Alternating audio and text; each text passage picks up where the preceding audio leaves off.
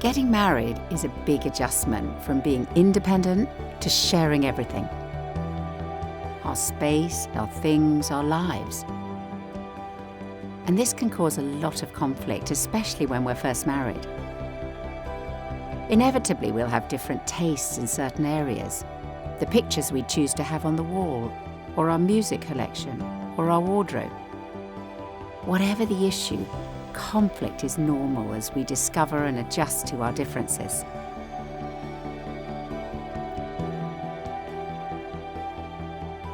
Scilla and I, like every couple, have our share of conflict, some of it over really small issues. When we first got married, Scilla didn't like my favourite pair of shorts, so she hid them.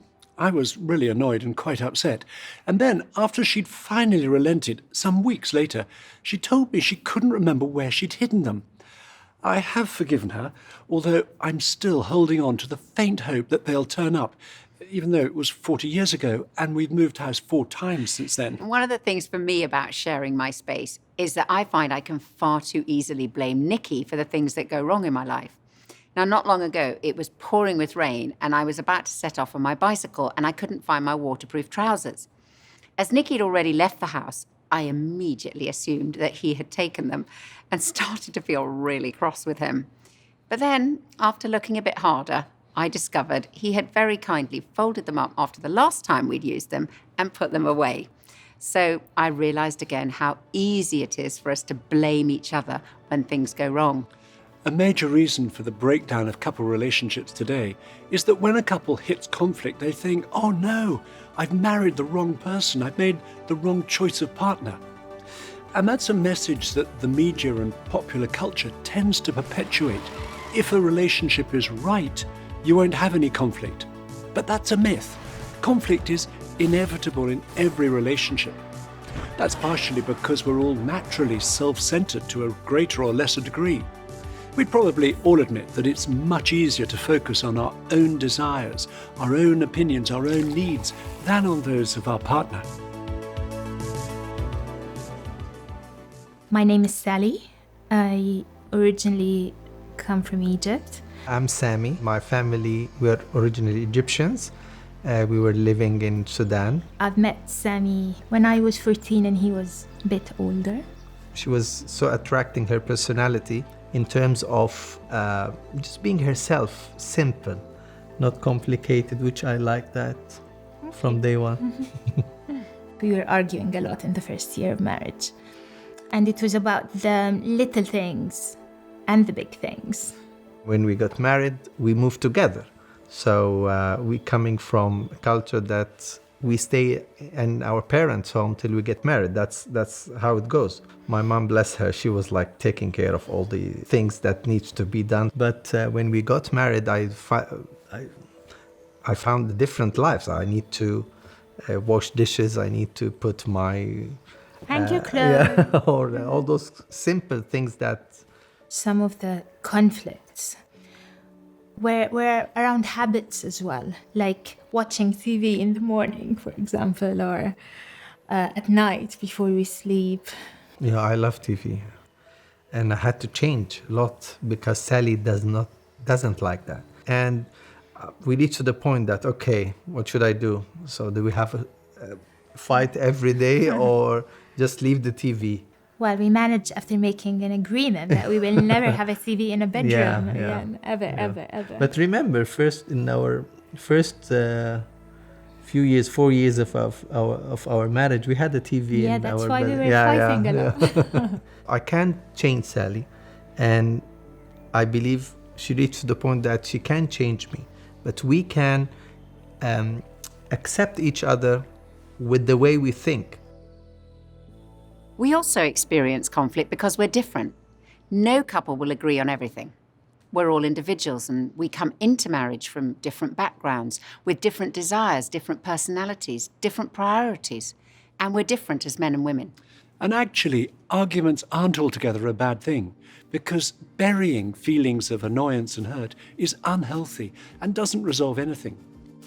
Professor John Gottman, a psychologist who's been analysing the habits of married couples for over 40 years, said, fighting, when it airs grievances and complaints, can be one of the healthiest things a couple can do for their relationship.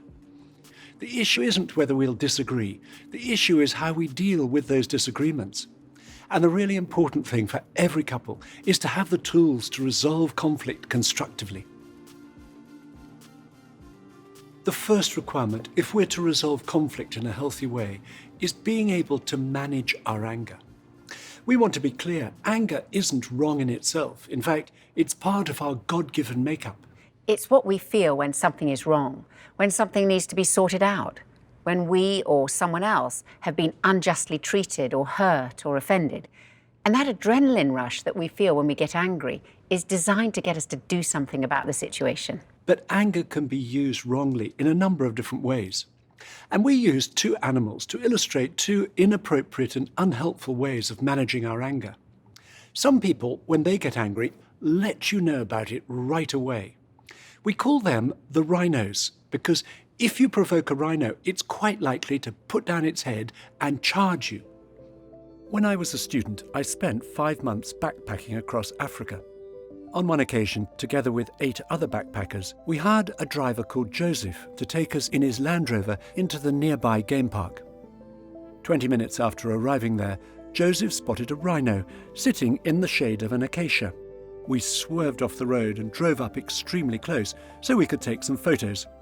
Joseph reassured us that if the rhino decided to charge at us, he could drive away much faster. Quite quickly, it became apparent that the rhino was not as pleased as we were about us being so close. Sure enough, this massive beast lumbered to its feet, lowered its head, and started to charge at our Land Rover. Joseph duly accelerated away, and true to his word, we easily outpaced the rhino. That is, until a minute or so later, the Land Rover ran out of fuel. We rolled to a halt and turned as one to see the rhino charging at speed in a cloud of dust. Mercifully, it stopped in its tracks, just short of us, and then stood there snorting and shaking its head angrily, clearly trying to get us to move again. We sat frozen in our seats for what seemed like an eternity. Eventually, much to our collective relief, the rhino turned and trotted away about 50 meters, only to turn back and charge at us all over again. Eventually, after 4 hours of these mock charges, it started to get dark. The rhino, by now tired or bored or both, trotted off into the sunset. Once it had gone, Joseph himself trotted off in the opposite direction to get some more fuel, leaving the 9 of us in his Land Rover. We had some great photos, but we were nervous wrecks. Some people act like that rhino when they're upset. Other people tend to hide their anger. When they're angry, they become quieter and may withdraw. We call them the hedgehogs, because when a hedgehog is threatened, it curls itself up into a ball and sticks out its prickles to keep whatever is threatening it at a distance. Now, it's not that the hedgehogs don't feel anger, it's just that they display it very differently. They may withhold affection or become sarcastic or suddenly develop very selective hearing towards their partner. And people who behave like hedgehogs might think, I don't want to deal with this, or if I don't do anything about it, it will go away. But in reality, the anger doesn't go away. Rather, it's buried. And when they can't hold any more anger inside them, they're liable to explode in one way or another. Both rhinos and hedgehogs have to learn to manage their anger appropriately. If you know that you have an anger problem, don't be ashamed to seek help. The fact that anger management is a thing means that you're not the only person who feels that way. When anger goes wrong, it can go wrong in lots of different ways, but I guess the two main ways are, firstly, we start feeling angry and then our anger just escalates, which sadly for some people that leads to physical abusiveness, it can lead to property damage, it can lead to verbal insults. Rageful anger effectively loses sight of the purpose of anger. Rather than trying to make contact with the person, it just sort of drives through them like a bulldozer or a rhino. And in withdrawal anger, in that sort of hedgehog state of anger, it means that sort of anger that's designed to do something short-term ends up living long-term. So we end up in a situation where we remain hostile, we remain in conflict with somebody way after the thing that caused the conflict has passed. It's sometimes worth thinking a bit deeper about it as well.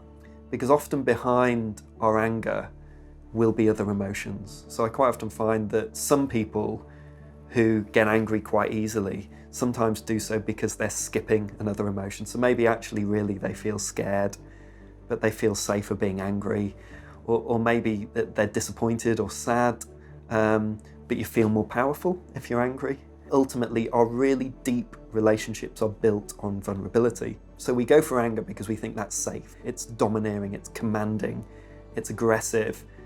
But actually we're in a much safer place when we say, I'm scared, I'm sad, I'm stressed. And it's in those moments when we soften and the person we're married to softens with us that the background of our relationship is built. That's the foundation. When I'm angry, I shut down, walk away. I just like, let me just be alone. But it's not fair to my wife to do that. He loves to, like, he'll leave and he'll hum to himself, or he'll go watch television, you know, like it never even happened, which of course would drive me up the wall.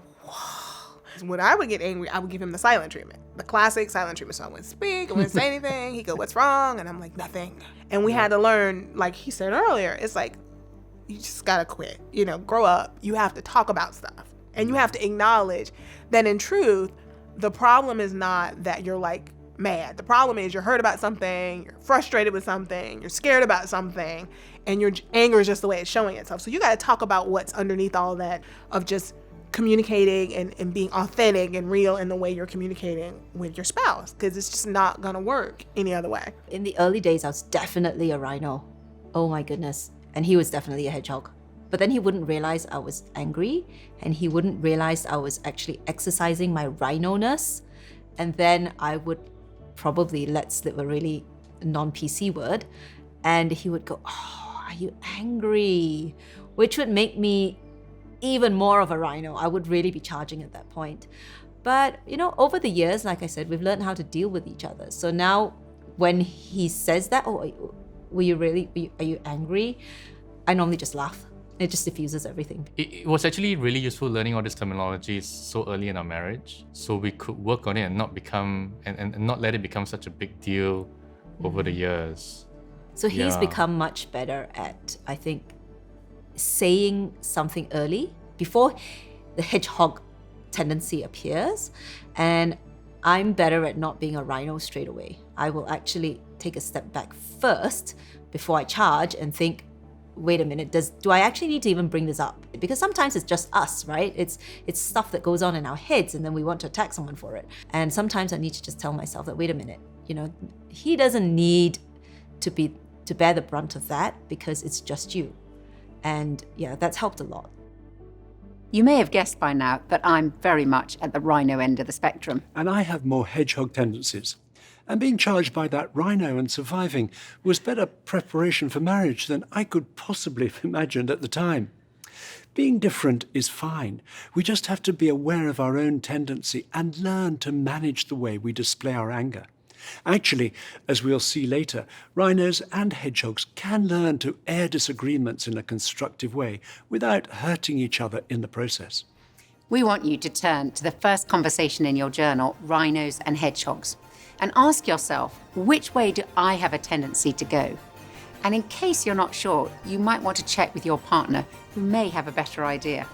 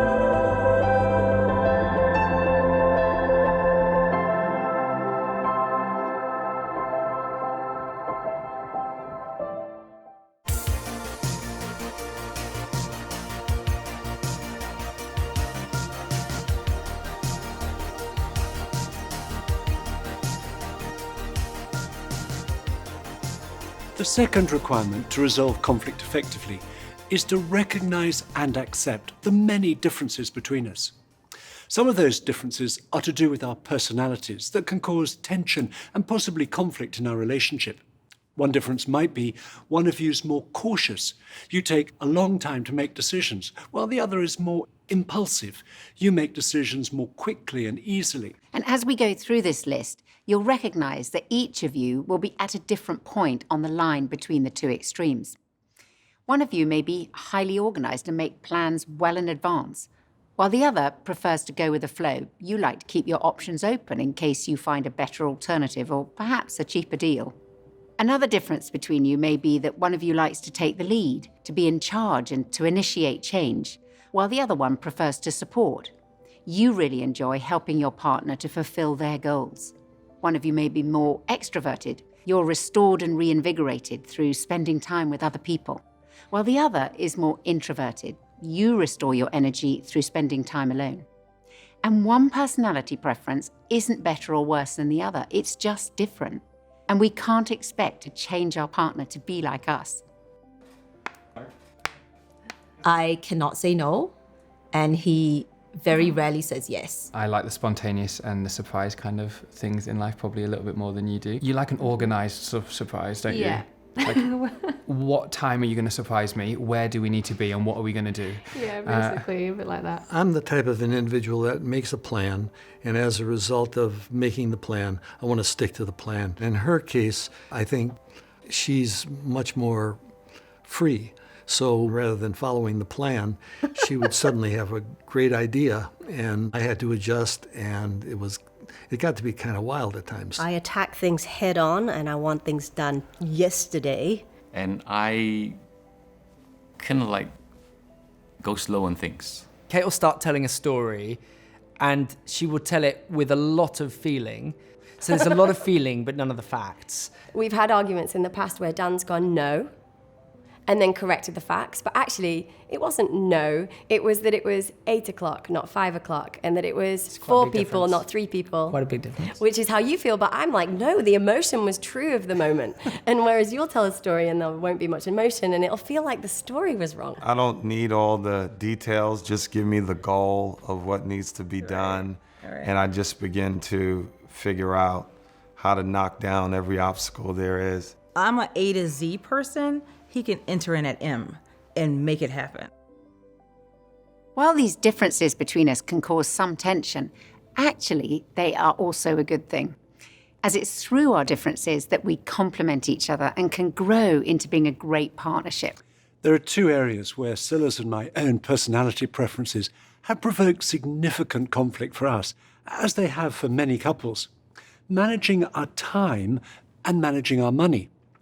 With timekeeping, we're very different, particularly when it comes to the amount of time we each like to allow when we're going on a journey. So I like to allow masses of time. I am very happy at stations or airports having a cup of coffee, buying a magazine, and watching people. It makes the journey so much more fun. Whereas I think it's a complete waste of time to get there any earlier than we strictly need to, when I could be using the time so much more productively at home. So we've had to find a compromise and meet somewhere in the middle. With regard to money, I think our different attitudes have a lot to do with our personalities, although our parents probably help to shape our views as well. By and large, there are 3 choices we can make with our money. We can save it, we can spend it, or we can give it away. Now, I'd say that Nikki and I have always agreed on how much, when, and to whom we should give money away. But with the other 2 options, we are poles apart. I think I'd describe myself more as a natural saver, while Scylla's more of a natural spender. Now, that I don't mean in any way she's a compulsive shopper, nor does she particularly enjoy shopping any more than I do. What I mean is, she finds it easier to spend money than I do. In fact, a lot easier. So, when we were first married, we'd almost always be overdrawn at the end of each month. Now, because of Nikki's saving tendencies, he had usually put enough aside to pay it off. But every month, I ended up feeling guilty for overspending, and Nikki, not surprisingly, felt resentful about it. And at that stage, we both thought that I was better with money than Scylla. And it was only after a number of years of marriage and quite a lot of conflict that it all came to a head and we had a really big argument about money. Then when we'd finally calmed down, we had a long discussion, and it suddenly occurred to me that I'm not better with money than Scilla. In one sense, Scylla's much better with money than I am. She's incredibly generous and really good at working out what's needed each week, as well as buying occasional treats and surprises for the family and presents for other people. Now, it was at that point that we both realised we were better at different things. Nikki is better at managing money, and I suppose I'm better at using money. And that's when we began to realise that we could help each other and that our differences are complementary, rather than an inevitable source of conflict. And I can honestly say that since then, I've not felt any resentment of the way that Scilla spends money more easily than I do. Rather, I've come to appreciate what Scylla's good at, and we've recognised how we can help each other. And Scilla certainly helps me not to be overcautious and to be a lot more free with money. And Nikki has taught me to be better at budgeting and keeping account. Knowing I can talk to him and ask for his help means I don't bury my head in the sand anymore. So, whether it's to do with money or travelling or some other area of life, there'll be strengths and weaknesses to our different preferences. By recognising and accepting these differences, we can learn to appreciate each other's strengths and support each other's weaknesses. In that way, we can work together effectively as a team. We want you to turn now to the conversation in your journal, recognising your differences. First, mark against each issue where on the line you think your own and your partner's preferences lie. In the examples, you'll see on the issue of money, Scylla's closer to the spending end, while I'm further towards saving. Now, each of you put your own and your partner's initials on the line between the two extremes. Then, once you've done that, exchange your journals and compare what you've each put. Then discuss how you can complement each other with at least one of your differences.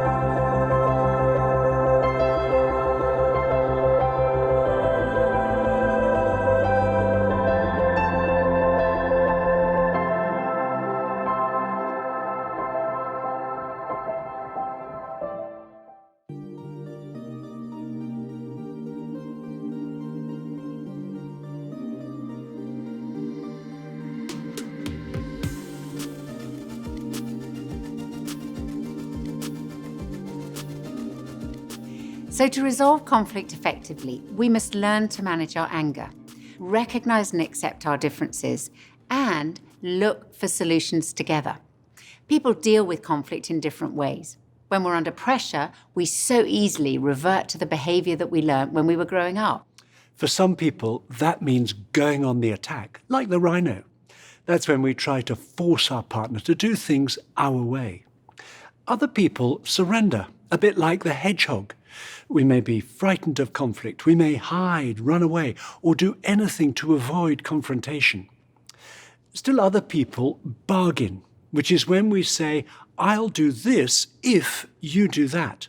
Now, this way sounds great in theory, but in practice we end up saying, I'm not going to do my bit because you haven't done your bit. And none of these really helps us to sort out the problem. The effective way is to look for a solution to the problem together.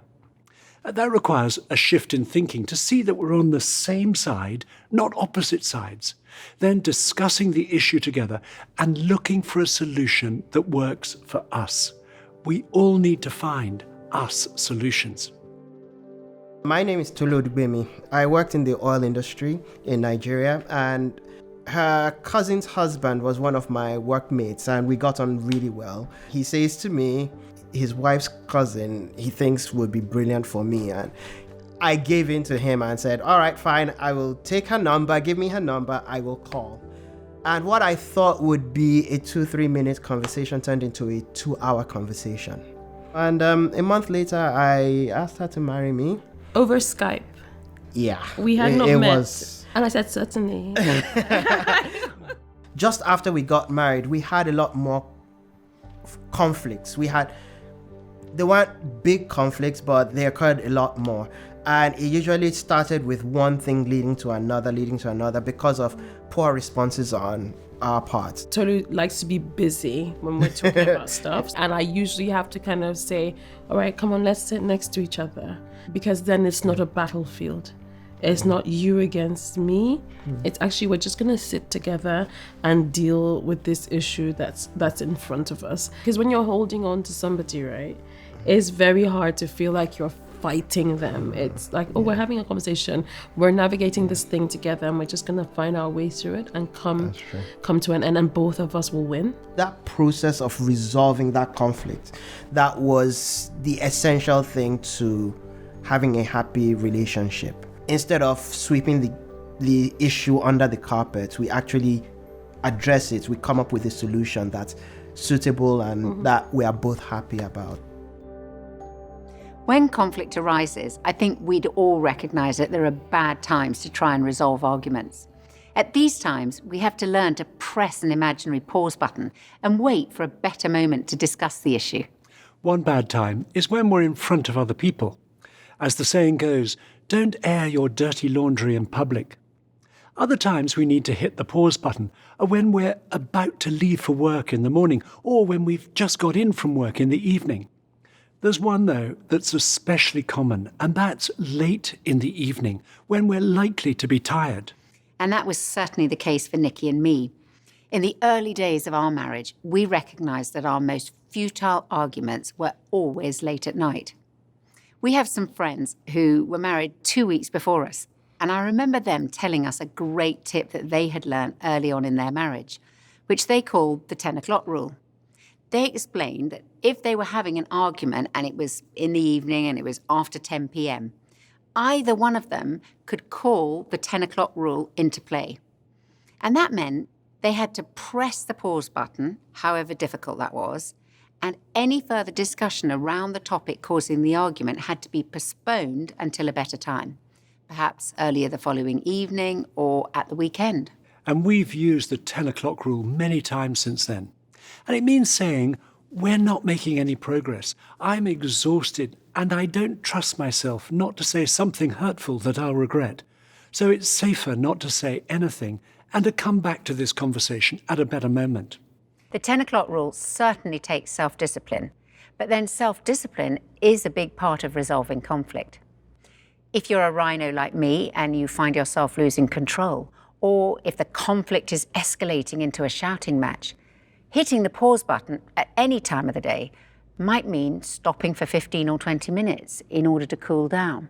Perhaps going into a different room or outside and just taking some deep breaths. Another time to hit the pause button is when conflict happens in the wrong place. We have some friends who were living in a very small apartment in their first year of marriage and used to argue a lot. Then one day, quite by accident, they discovered that going for a walk together in their nearby park and being side by side rather than face to face really helped them discuss the issue causing the conflict much more rationally and calmly. So, from then on, they decided they would make their apartment a conflict-free zone by pressing the pause button and going for a walk if an argument started. We want to run through 5 very practical steps that help us to find a solution together when we have a disagreement. The first step is focus on the issue that's causing the conflict. Again and again, couples say to us that their arguments get widened, and sometimes they can't remember what it was they were arguing about in the first place. Identifying and focusing on the issue is often the most important part of preventing conflicts escalating. We find it helpful to imagine we're on a 3-seater sofa, and we're at either end of the sofa with this issue between us, separating us, stopping us hearing each other or seeing each other's point of view. What we need to do is focus on the issue that's come between us, put it out in front of us, and then move towards each other on the sofa with nothing between us, and focus on the issue that's now out in front of us rather than attacking each other. And when we do that, we find the issue itself becomes smaller and more manageable. The second step is use I statements. I remember the person who married us giving us a very helpful tip. He said there are 2 phrases to avoid at all costs in your marriage. You always and you never. Because when we use these phrases, we're attacking and labeling each other's character. A much more productive way, rather than accusing our partner with you did this or you did that, is to use I statements and to talk about our own feelings. That opens the way for positive discussion. So instead of you never come home at the time you say you're going to, it's much more helpful to say, I feel hurt when you don't come home at the time you say you will. And instead of you always leave your clothes all over the floor, it's better to say something like, I feel upset by the mess in our bedroom. And I know that when I'm upset, rather than accusing and labeling Nikki, talking about how I feel about the issue is much more conducive to us finding a solution.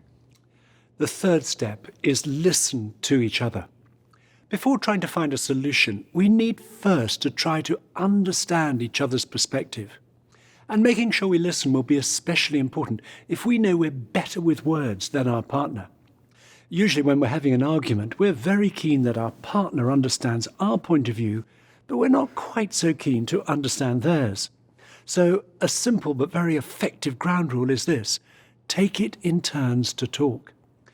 And when it's our turn to listen, it's a good idea not to spend the time thinking about what we're going to say next. The fourth step is brainstorm possible solutions. Now, that may sound unrealistic in the middle of a heated discussion, but if we've followed the first 3 steps, this becomes possible. Start to talk together about different possibilities. And it sometimes helps to write down possible solutions, particularly if it's a really big issue that's been unresolved for some time. The 5th and final step for resolving conflict is choose the best solution for now and review later. If the solution works, the issue will stop causing conflict. If it doesn't work, we can go back to the other solutions we came up with until we find one that does. And it's a liberating attitude when we both accept the solution we try doesn't have to be set in stone. That takes the pressure off. And there may be times when we can't work things out on our own as a couple. And it can be very helpful to talk to someone else. That may be a friend, or if you're engaged, the person who's marrying you, or a counsellor. We want you to turn now to the next conversation in your journal called Using the 5 Steps. Discuss the questions there and be sure to talk about whether those 5 steps are different to the ways of approaching conflict you saw in your parents' relationship or whoever was the main role model of marriage for you growing up.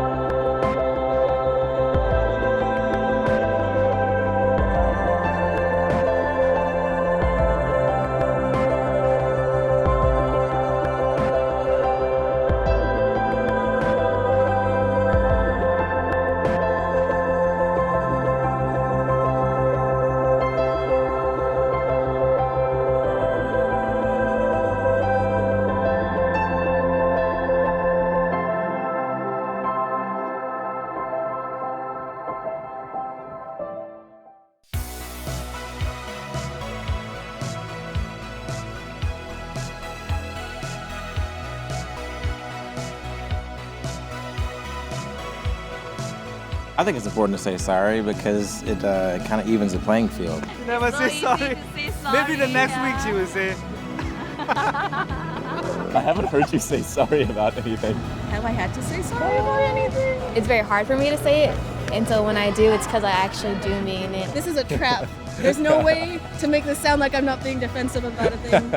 I will say sorry if I need to. He needs to sulk before he can say sorry. I have to process, not sulk. I think it's a bit simple to say that sorry leads to forgiveness, but I think it's a good start. You have to let the other person know that you hear them, and if you've stepped out of line, then you need to apologize for it. If you're married, you should forgive. That's one of the rules. You vow to forgive. Yes. You vow to forgive. If you don't forgive, you can move on. If you know that you have done something to hurt someone, the one person in this entire universe who really loves you, come on, man, say sorry. As we said at the beginning of this session, it's inevitable that there'll be disagreements in a marriage. And it's also inevitable that at times we'll hurt each other, though usually it won't be deliberate, and often we'll be unaware that we've done so.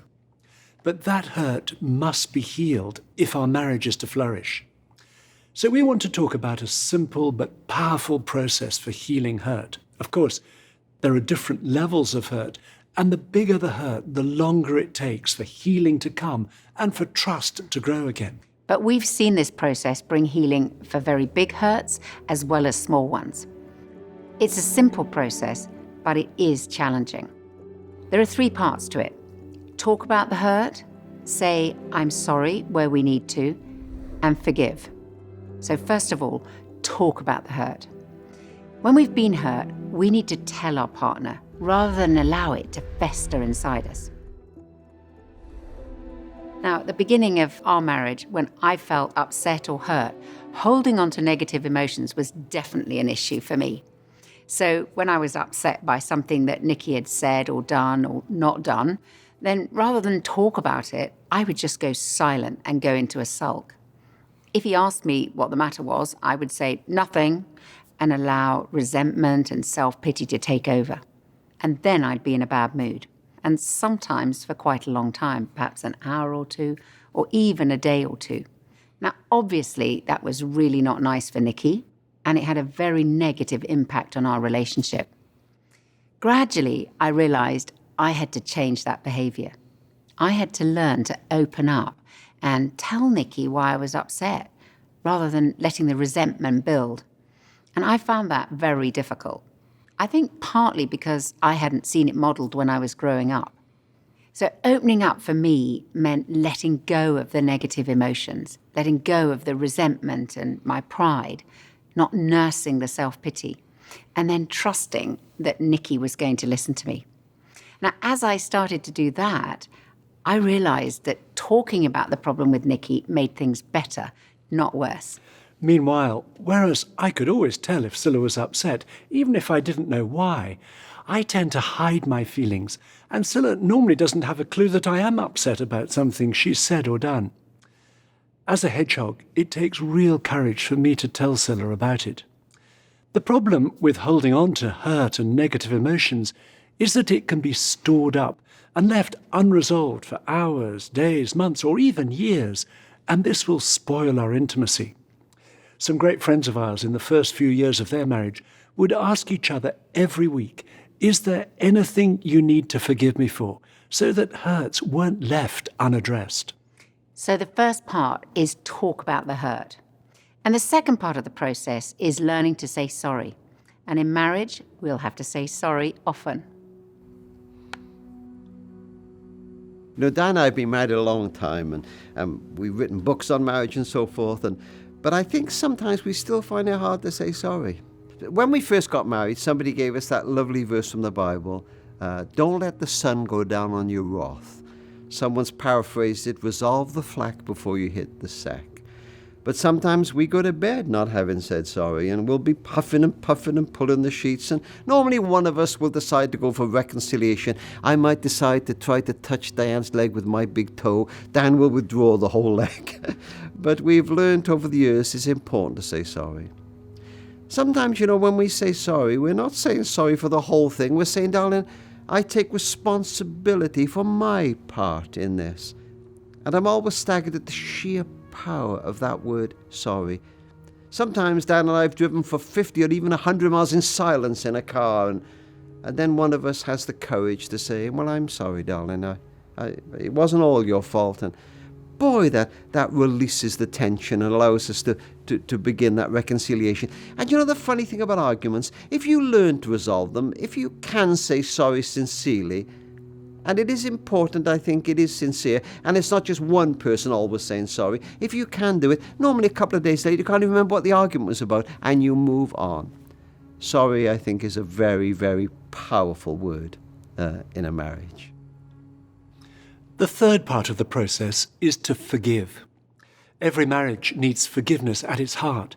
Forgiveness is the greatest force for healing in a relationship, but sometimes it's so hard to forgive.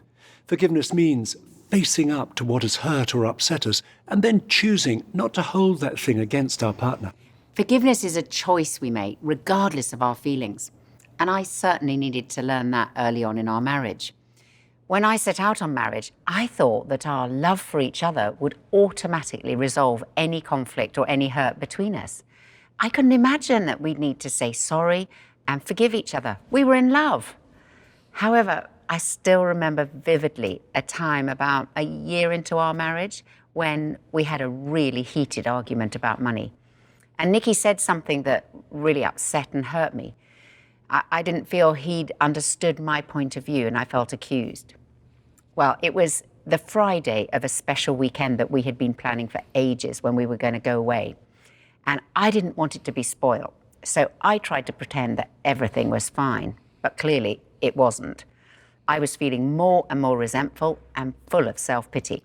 And it was one of those occasions when each time I asked Scylla, what's the matter? She would say nothing. Until about 24 hours later, when she did manage to pour it all out to me. And when I understood why she felt so upset by what I'd said, I was able to say sorry for hurting her like that. And I think I then realized for the first time that I had a choice to make, either to forgive Nicky or to go on being full of resentment and allow it to spoil our relationship. And I realized that meant I had to forgive him out loud. And I found that incredibly difficult. And I think I said, I forgive you through gritted teeth. But the amazing thing was, once I'd said it, I felt completely different. The resentment went, and I found I wasn't nursing the self-pity anymore. That was the first time when we consciously used this process. And we both remember that moment so well. The tension between us left, and we found on the journey home, we were able to discuss the issue that had caused the hurt in a new way. And I also learned not only did I have to be more open with Nicky and tell him why I felt hurt, rather than simply holding on to the negative emotion, but I then had to choose to forgive him and not let my pride get in the way. And I now know it's better to do that a lot sooner than I did then. So, to sum up, forgiveness is not pretending that the hurt doesn't matter, denying it or burying it and hoping it'll go away. Forgiveness isn't easy. It's hard to forgive because we have to give up something of our sense of justice and what we regard as our rights. We have to give up our self-pity. And it helps to recognize that forgiveness is something we choose to do as an act of our will, even though we may still feel the anger, the hurt, and the resentment. When we've been hurt deeply, forgiveness has to be a process. We have to go on forgiving every time the hurt comes back, sometimes on a daily basis. And as we do so, the memories will have less and less power over us. My name is Josiah. And my name's Heather. Our families would go to family camp at the same place every summer, and that's kind of when we started dating, and well, you know, the rest is history. I think forgiveness is a bedrock to a relationship. Yep. If you don't have forgiveness, then it just breeds bitterness, which takes up a lot of space in your heart and a lot of space in your mind.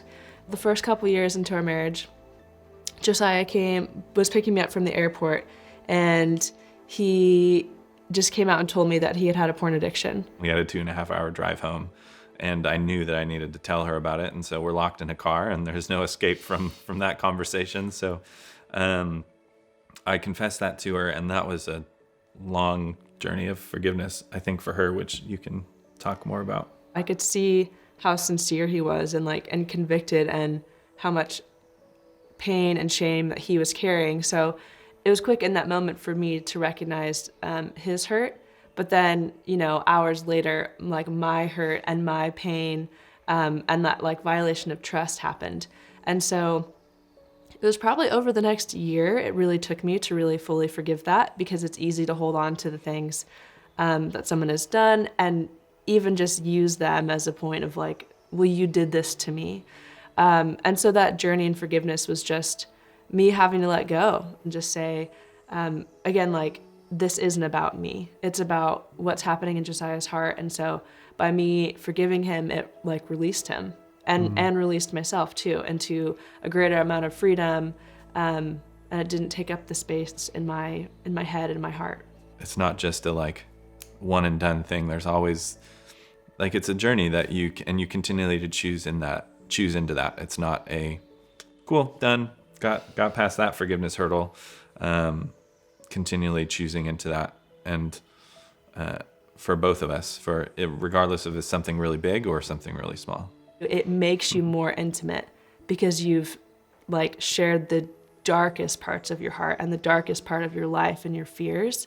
And so, in a weird way, we've been more intimate now and been able to be more honest with each other from that. Definitely.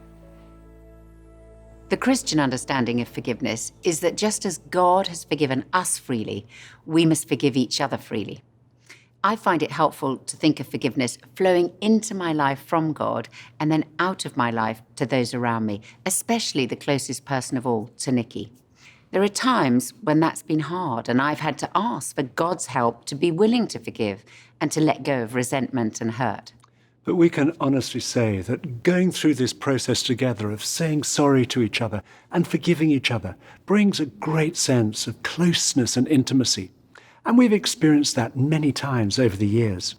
The next conversation in your journal is called Healing Hurt. The aim is to identify any hurt between you that's still unresolved. And it'll help you understand how and why your partner feels hurt, which is an essential part of the healing process. Now, we recognize that this is the hardest conversation for many couples, but the most important for some of you. As where there's unhealed hurt and buried anger in a relationship, it will ultimately cause a loss of closeness and connection. And you may need to take more time over the coming week to address these issues. And if during that time you get stuck as a couple, please ask for help.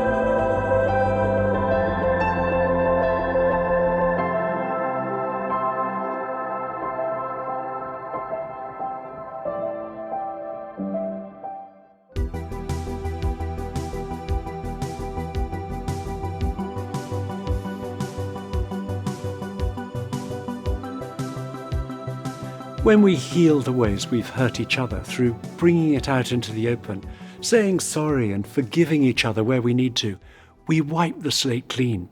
Then we can start each new day with nothing from the past that could cause resentment, and love is able to flourish between us. The continuing conversation after this session is an opportunity to use those 5 steps for resolving an area of conflict. Try them out and see if you can come up with a new solution for an issue that you've been struggling with. We're going to finish with another of those passages from the Bible we've put in the back of the journal that you might choose if you're planning your wedding. This is perhaps the best known of them all. It's from 1 Corinthians chapter 13. It's a beautiful description both of God's love for us and what it means for us to love each other. It includes a phrase that Nikki and I come back to often. Love keeps no record of wrongs. Love is patient. Love is kind. It does not envy. It does not boast. It is not proud. It does not dishonor others. It is not self-seeking. It is not easily angered. It keeps no record of wrongs. Love does not delight in evil, but rejoices with the truth. It always protects, always trusts, always hopes, always perseveres. Love never fails. I'd like to say a prayer for you to experience that flow of forgiveness Scylla talked about earlier in your own relationship. So please stay as you are while I pray. Thank you, Lord, that you are so patient and so kind towards us. Thank you that you forgive us. And we pray that you'd help us to keep forgiving our partner as we seek to heal the ways that we've hurt each other. And we ask this in Jesus' name. Amen. Thank you for joining us again, and we look forward to you being with us on the next session.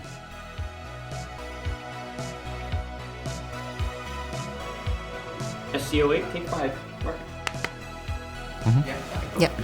I'm sorry. We need to finish. Let's go I again. do love my wife's body. And the weather for tomorrow is... I'm more a... I gotta go to my manhole. Like, my manhole? Is that right? Man cave! Yes, let's go. Okay. Can I say? Yeah. Cheap. Yeah. Oh yeah, he's loving this. I am. Wait and see. You're not having any fish there. Come on. Don't say that. It was really important to me that... What? I'm so sorry. That was gold. That was gold.